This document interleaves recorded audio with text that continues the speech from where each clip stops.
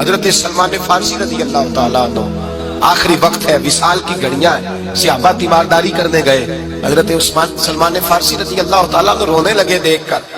ایک صحابی نے پوچھا سلمان روتے کیوں ہو؟ کہنے لگے یار میں حضور کا غلام ہوں، پر میں نبی پاک کی پوری بات نہیں مان سکا، سوچتا ہوں قیامت میں حضور کے سامنے کیا منہ لے کر کے جاؤں گا، پوری بات نہیں مان سکا، تابع داری نہیں ہو سکی، حضور کے سامنے کیسے کھڑا ہوں گا؟ صحابہ نے کہا سلمان ہم تو دیکھ رہے ہیں تیرا ایک ایک لمحہ مصطفیٰ کی سنت میں گزرا ہے، تیری ہر ادا سنت مصطفیٰ ہے، پھر تو کس بات میں پریشان ہے؟ کیا ایسی بات ہے جس نے تجھے پریشان کر رکھا ہے؟ تو حضرت سلمان فارسی کہنے لگے دیکھو نا میرے گھر میں دنیا داری کتنی زیادہ ہے، میں نے مال دولت کٹھی کر لی ہے۔ صحابہ کہتے ہیں پلٹ کے دیکھا تو ایک ٹوٹی ہوئی چٹائی تھی، 2 پیالے تھے، 2 تکیے تھے، ایک پانی پینے کا مٹکا تھا۔ تو حضرت سلمان فارسی رضی اللہ تعالیٰ عنہ سے پوچھا جناب کدھر ہے وہ دنیا داری جو آپ نے کٹھی کیا؟ تو آپ فرمانے لگے یہ میں نے 2 پیالے رکھے ہیں، ایک سے بھی تو گزارا ہو سکتا تھا، یہ میں نے 2 تکیے رکھے ہیں، ایک سے بھی تو وقت گزر سکتا تھا۔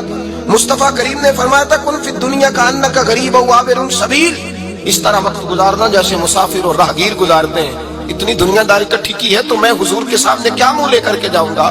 بھائی جن لوگوں نے حضور سید عالم صلی اللہ علیہ وسلم کی غلامی کی وہ تو ڈرتے ہیں سامنے جانے، اور تو ٹھٹائی کے ساتھ کہتا ہے میری سفارش کریں گے، میری شفاعت کریں گے۔ مصطفیٰ کریم نے فرمایا ومن راغب عن سنتی فلیس منی، جس نے میری سنت سے منہ موڑا اس کا مجھ سے تعلق ہی نہیں، وہ ہم سے ہے ہی نہیں، اس کا رشتہ ہی نہیں۔ جب حضور کہہ رہے ہیں تعلق ہی نہیں تو کس کے دامن میں پناہ لے گا؟ جھوٹا تصور شفاعت کا نہ بنا۔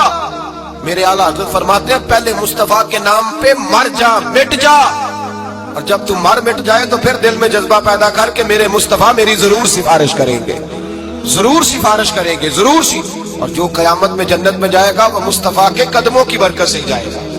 لیکن ہمیں کوئی شفاعت والا کام بھی تو کرنا چاہیے نا، کوئی شفاعت والا کام بھی۔ درود شریف بولیے، درود پاک چھوڑیے ذرا تھوڑی دیر کے لیے ٹیک، درود پاک پڑھنا چاہیے، حضور کی سنت پر عمل، حضور کے دین کی نوکری کرنی چاہیے، کچھ کام بھی تو کرنے چاہیے نا، کچھ کرنا بھی تو چاہیے نا شفاعت کے لیے۔ دیکھیے نا حضور سید عالم صلی اللہ تعالیٰ علیہ وآلہ وسلم نے فرمایا جس نے مجھ پر درود پڑھا اس پر میری شفاعت ضروری ہو گئی۔ اللہ کے محبوب صلی اللہ علیہ وسلم نے فرمایا جس نے قرآن مجید کو دل سے لگایا میری سفارش ضروری ہو گئی۔ تو حضور نے جو طریقے سفارش کے بنائے ہیں ان طریقوں سے ہو کے آ، گھر میں بیٹھ کے دعویٰ نہ کر کہ بس میری سفارش ہو جائے گی۔ شفاعت کا جو اصل مفہوم ہے وہ یہ ہے کہ کوشش کر زندگی میں نوکری کرنے کی، پھر بھی کوتاہیاں ہو گئیں تو اللہ کے رسول دامن تھام کے جنت میں ساتھ لے جائے گا۔ لیکن اگر تو دین کے مقابلے میں ہی کھڑا ہو جائے، مقابلے میں ہی کھڑا ہو جائے، تو موج کرتا پھرے، اپنی مرضی سے تو وقت گزارے، تو حضور کی سنت اور شریعت کو چھوڑ کر غیروں کے طریقے اپناتا پھرے، اور تو کہنے میری تو سفارش ہوگی، مجھے تو فوری طور پہ تھام لیا جائے گا۔ تو شفاعت کا اصل مفہوم اس میں شک نہیں کہ کبیرہ گناہ والے حضور کے جھنڈے کے نیچے ہوں گے، لیکن یہ نفس کا دھوکہ ہے کہ انسان عمل کی طرف بڑھے ہی نہ، عمل کی طرف جائے ہی نہ، طریقہ وہ کافر کا، یہودی اور عیسائی کا اپنائے اور کہے کہ نہیں مجھے تو جو ہے وہ میری شفاعت ہو جائے گی۔ تو یہ بھی بہانہ ہے، ہیلا ہے۔ ہمارے بزرگوں نے تو ہمیں یہ بتلایا ہے کہ جنت ملے گی صرف نبی پاک کے قدموں کی برکت سے۔ لیکن توجہ بھی تو ہونی چاہیے نا انسان کی ان قدموں کی جانب جن قدموں سے اس نے لگنا ہے، اس کا خیال بھی تو ادھر ہونا چاہیے، اس کا خیال بھی تو ادھر ہونا چاہیے نا۔ اچھا میں ابھی نیک نہیں، پورا نیک ہو جاؤں تو پھر داڑھی رکھوں گا، تو میں اکثر کہا کرتا ہوں، میں کہتا ہوں بھائی تو روٹی کی قسم کھا لے، تو کہہ جب میں پورا نیک ہوں گا تب کھانی ہے روٹی۔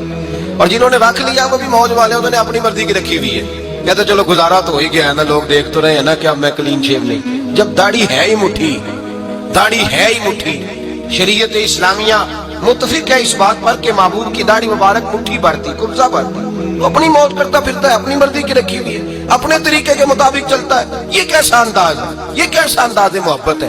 جو رسول اللہ سے پیار کرنے والے تھے حضرت عبداللہ ابن عمر رضی اللہ تعالیٰ عنہ ایک جگہ سے گزرتے ایک گلی سے تو گردن جھکا کے گزرتے، گردن جھکا کے۔ لوگ کہنے لگے یہاں سے گردن جھکا کے کیوں گزرتے ہو؟ کہنے لگے یہاں ایک درخت ہوتا تھا، ٹہنیاں اس کی جھکی ہوئی تھی، نبی پاک گزرے تھے تو حضور نے گردن جھکائی تھی۔ تو صحابہ کہنے لگے اپنا درخت ہے نہ ٹہنیاں ہے، تو گردن کیوں جھکاتا ہے؟ فرمانے لگے مجھے حکمتوں سے غرض نہیں، مجھے تو اتنا پتا ہے کہ یہ میرے محمد کی ادا ہے، یہ میرے رسول اللہ کی ادا ہے۔ ہم نے نہ کبھی قطرے پہ غور کیا اور نہ دریا دیکھا، بس جہاں تیری جھلک دیکھی وہیں ڈوب گئے. بھائی تو ادا کی طرف دیکھ, تو ادا کی طرف دیکھ. تو بہانے تراشتا پھرتا ہے, ہیلے کرتا پھرتا ہے سنت کے مقابلے میں. کل کو شادی بیاہ کا معاملہ آئے گا, تجھے ہر چیز بھول جائے گی.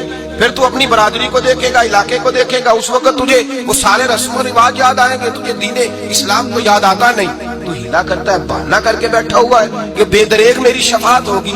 شفاعت والا کام کرے, انشاءاللہ تعالی مصطفیٰ کی شفاعت ہوگی تو جنت میں جائیں گے. میرے اعلیٰ حضرت کہتے ہیں پیش حق مجدہ شفاعت کا سناتے جائیں گے. وہ آپ روتے جائیں گے, ہم کو ہنساتے جائیں گے, اور باغ جنت میں محمد مسکراتے جائیں گے. پھول رحمت کے گریں گے, ہم اٹھاتے جائیں گے. وسعتیں دی ہیں خدا نے دامن محبوب کو, جرم کھلتے جائیں گے اور وہ چھپاتے جائیں گے. اور خلد میں ہوگا ہمارا داخلہ اس شان سے, ہم یا رسول اللہ کا نعرہ لگاتے جائیں گے. تو یاد رکھیں بھائی, شفاعت کی بل بوتے پہ جائیں گے, لیکن شفاعت والا کام تو کریں.